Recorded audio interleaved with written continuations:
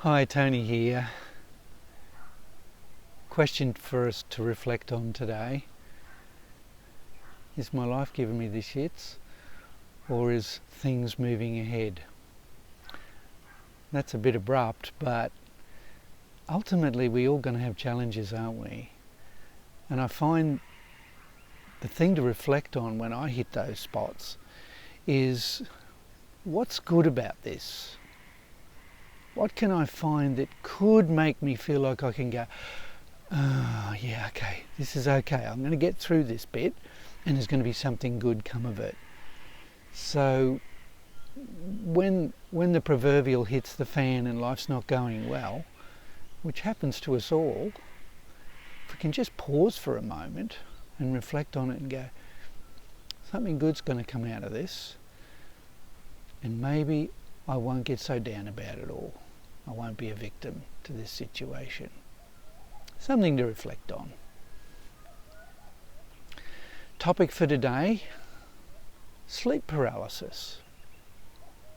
What is it and why do we need to know about it? Have you ever had an experience where you were drifting off to sleep, or you were just waking up and all of a sudden you couldn't move? Your body just wouldn't move? If you have, you'll know what I mean. It's so scary. And that's the body in sleep paralysis.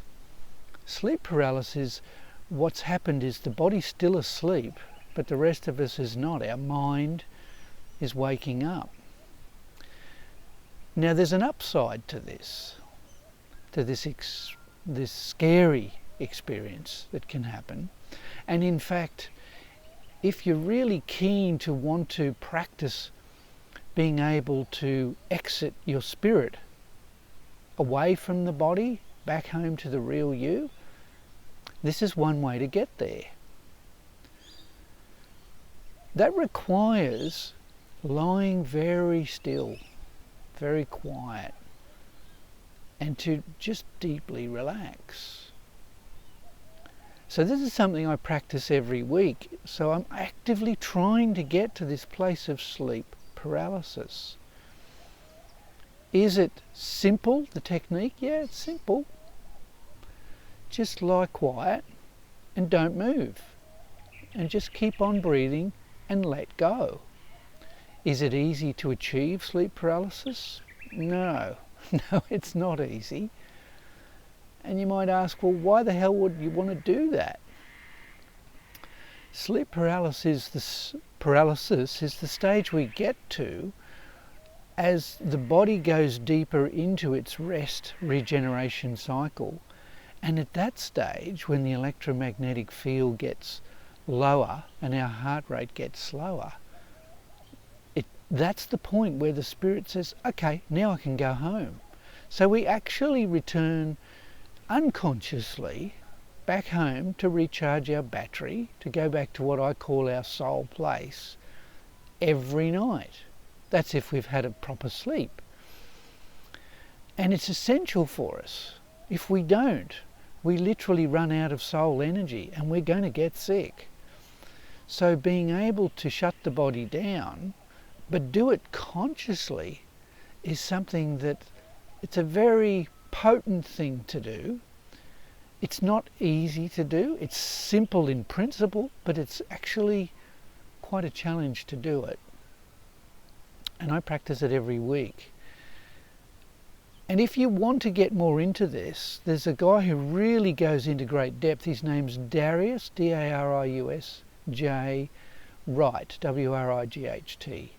He's a real expert in explaining and describing this process, and I've been using his technique, and it's definitely helped. So I've been able to get more into the sleep paralysis state myself over the last year or so by practicing that technique. But essentially, it's just lie still and quiet and breathe and relax and let go.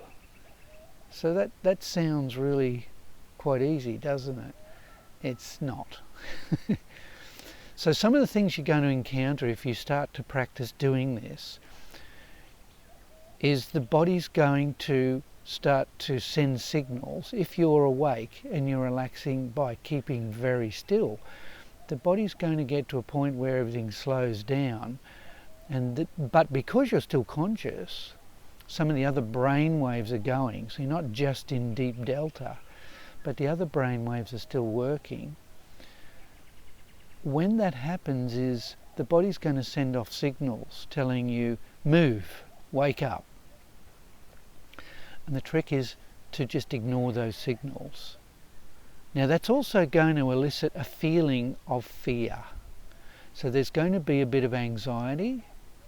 The body's going to be releasing tension, so it's usually quite uncomfortable, particularly when you're laying very still for so long. So if you're lucky, you'll be able to get into a very deep state within half an hour, and you'll be able to literally leave the body or expand past the body.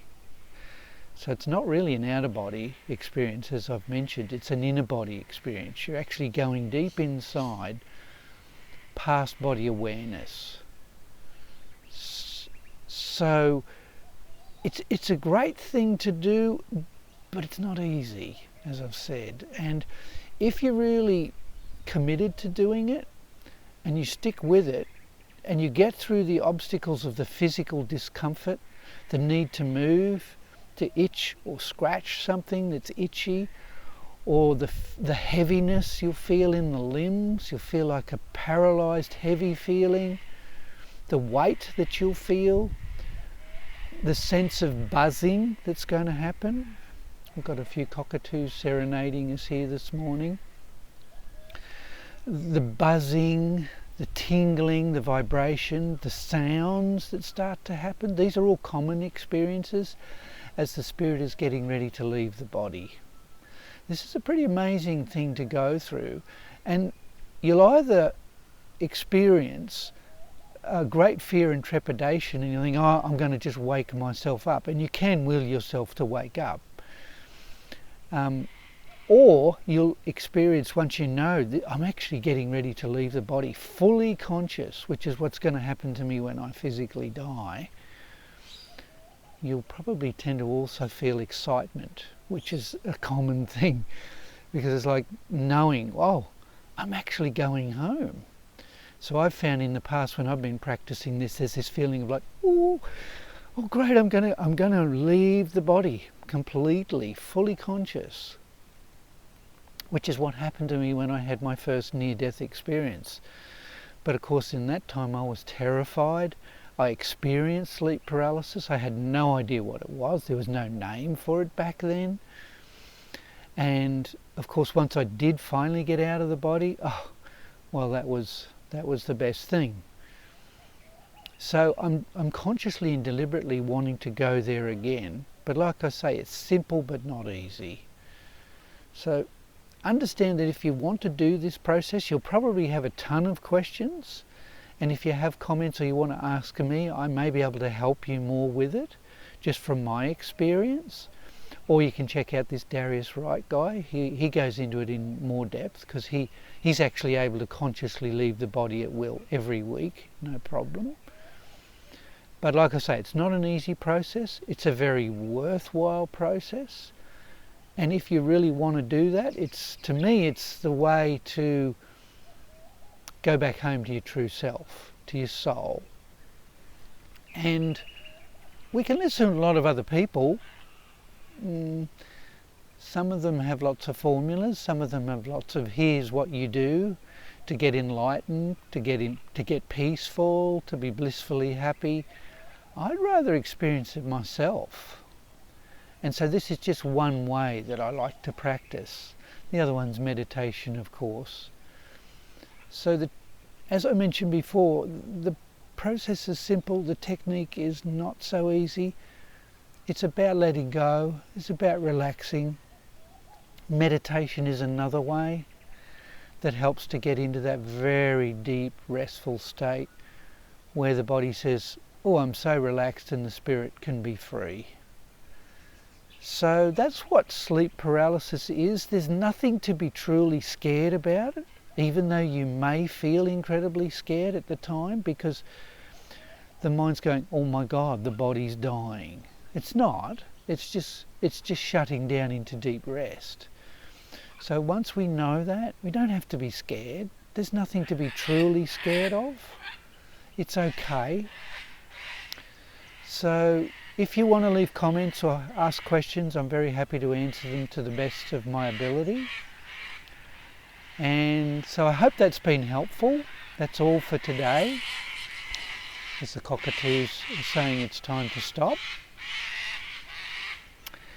And I wish you all the best for your day, even if it's not a very enjoyable day and you're having challenges. If we can all remember, it's worth the journey. And there's so much more ahead for us as our spirit expands and gets ready to be so much more connected with our true home. So when that time comes, either consciously through this practice, or when we physically leave this world and transition on to eternity, many blessings.